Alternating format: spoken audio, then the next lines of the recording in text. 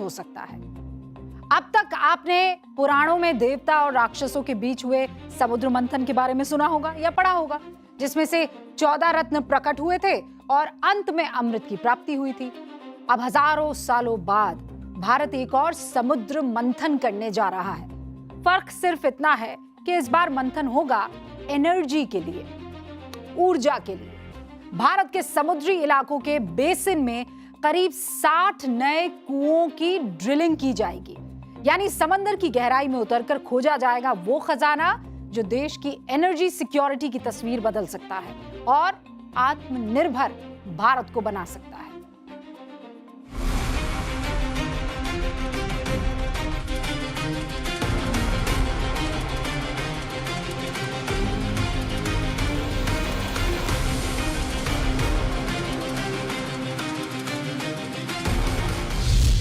समुद्र मंथन से निकलेगा एनर्जी का अमृत।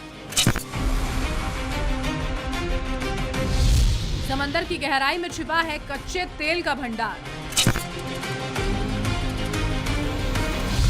तेल संकट से सबक, समुद्र मंथन का संकल्प।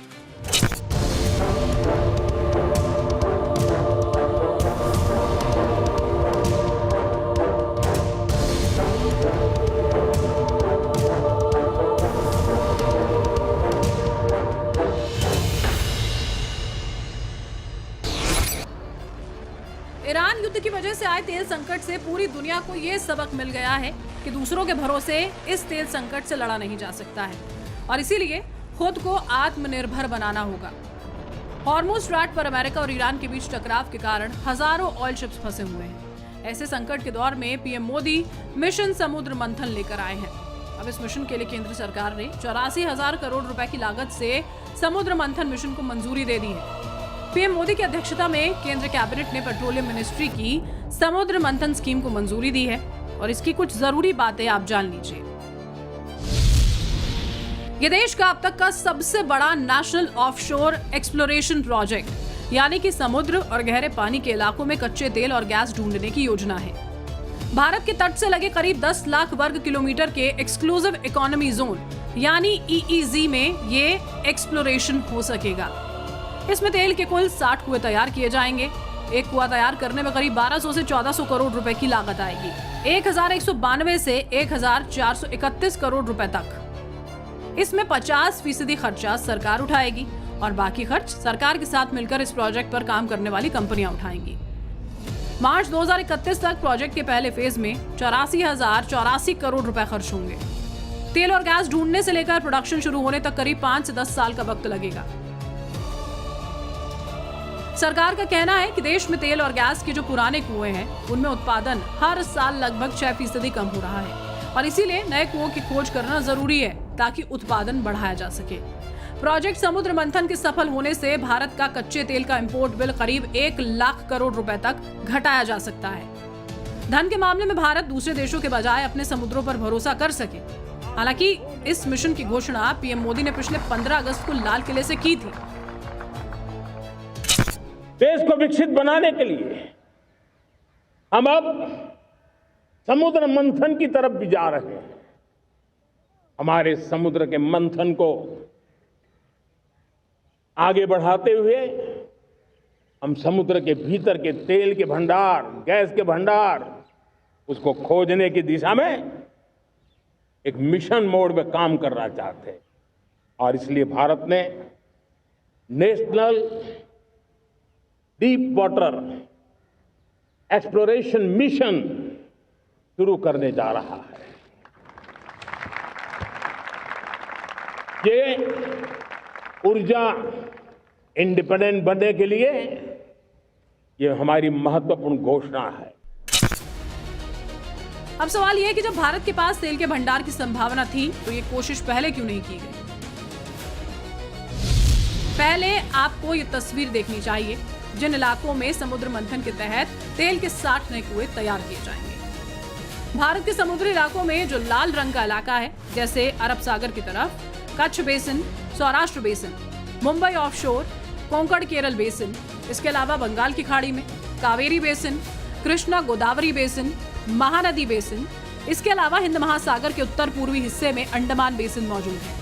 इनमें से ज्यादातर हिस्सों पर सुरक्षा कारणों के कारण बैन लगा हुआ था, यानी कि तेल निकालने की परमिशन ही नहीं थी। लेकिन 2026 में पीएम मोदी ने यह निर्णय लिया कि देश में मौजूद तेल भंडार को खोजा जाए और इसका उत्पादन बढ़ाया जाए।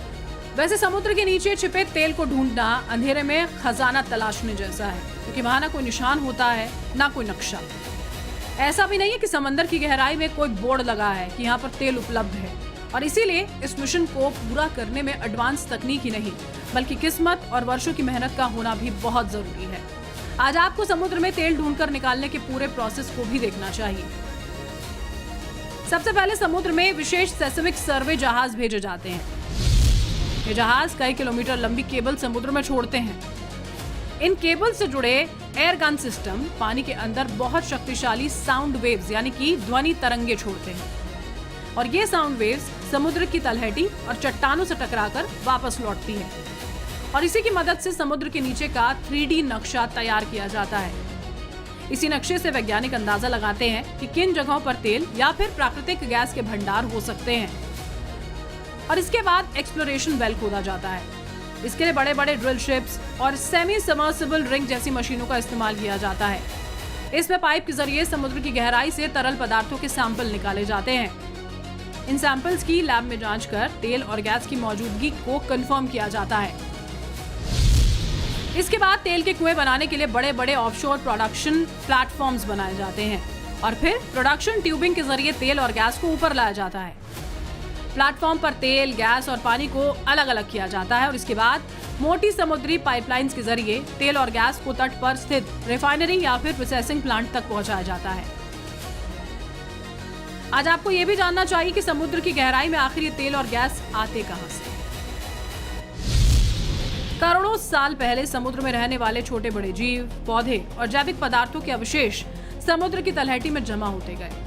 समय के साथ इनके ऊपर मिट्टी और चट्टानों की परतें जमती गईं। लाखों करोड़ों वर्षों तक धरती के अंदर मौजूद गर्मी और भारी दबाव ने इन अवशेषों को रासायनिक रूप में बदल दिया।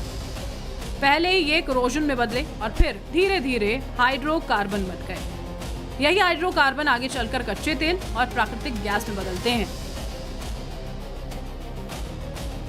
ये तेल और गैस चट्टानों की परतों में फंसकर जमा होते चले गए और इनका एक भंडार बन गया, जिन्हें अब मिशन समुद्र मंथन से खोज कर निकाले जाने की तैयारी है। ये मिशन समुद्र मंथन योजना सिर्फ तेल निकालने का जरिया भर नहीं, बल्कि भारत को एक आर्थिक महाशक्ति बनाने की दिशा में उठाया गया एक बहुत ही दूरदर्शी और ठोस कदम है। बजट का बहुत बड़ा हिस्सा ये पेट्रोल, डीजल, गैस इन सब को लाने के लिए खर्च होता था। लाखों करोड़ रुपए चले जाते थे। अगर हम ऊर्जा में डिपेंडेंट न होते तो वो धन मेरे देश के नौजवानों के भविष्य के लिए काम आता। वो धन मेरे देश के गरीबों को गरीबी के खिलाफ लड़ाई लड़ने में काम आता। खोज का अभियान चल रहा है। आज आपका ये जानना भी बेहद जरूरी है कि आखिर पीएम मोदी को ये बात लाल किले से क्यों बतानी पड़ी। आत्मनिर्भर बनने की दिशा में आंकड़े बताते हैं कि भारत अपनी कुल कच्चा तेल की जरूरत का लगभग 85% हिस्सा विदेशों से आयात करता है। इसके लिए सालाना $144 बिलियन यानी करीब 13 लाख करोड़ खर्च होते हैं। जरूरत का सिर्फ 12% तेल भारत खुद प्रोड्यूस करता है। इसमें से 47% प्रोडक्शन ऑनशोर यानी कि जमीन और 53% ऑफशोर यानी कि समुद्र में बने तेल के कुएं से होता है। Petroleum planning and analysis cell PPAC के मुताबिक 2025-26 में भारत ने कुल 28 मिलियन मेट्रिक टन MMT कच्चे तेल का प्रोडक्शन किया। सरकार का कहना है कि समुद्र मंथन स्कीम कामयाब हुई तो भारत का सालाना घरेलू तेल गैस प्रोडक्शन 62 MMTOE से बढ़कर 80 MMTOE हो जाएगा। देश में तेल और गैस के total reserve 6 crore MMTOE ton बढ़ जाएगा। दरअसल MMTOE एनर्जी प्रोडक्शन मापने की एक यूनिट है। एक MMTOE का मतलब होता है 10 लाख मीट्रिक टन कच्चा तेल जलाने से निकलने वाली टोटल एनर्जी। यानी हम अपनी ऊर्जा जरूरतों के लिए पूरी तरह से दूसरे देशों, खासकर खाड़ी के मुल्कों पर निर्भर हैं। जब भी अंतर्राष्ट्रीय बाजार में कच्चे तेल के दाम बढ़ते हैं, देश में पेट्रोल डीजल के भाव बढ़ जाते हैं और इसका सीधा सीधा असर आम आदमी की जेब और देश के खजाने पर भारी घाटे के रूप में पड़ता है। यही वजह है कि भारत का ये नया समुद्र मंथन सिर्फ तेल और गैस की खोज का अभियान नहीं है, बल्कि ये ऊर्जा सुरक्षा की लड़ाई है, विदेशी निर्भरता घटाने की कोशिश है और आत्मनिर्भर भारत की तलाश है। अगर इस बार समंदर की गहराइयों से तेल और गैस का अमृत निकल आया तो भारत को अपनी ऊर्जा जरूरतों के लिए खाड़ी देशों की तरफ कम और समंदर की तरफ ज्यादा देखना होगा।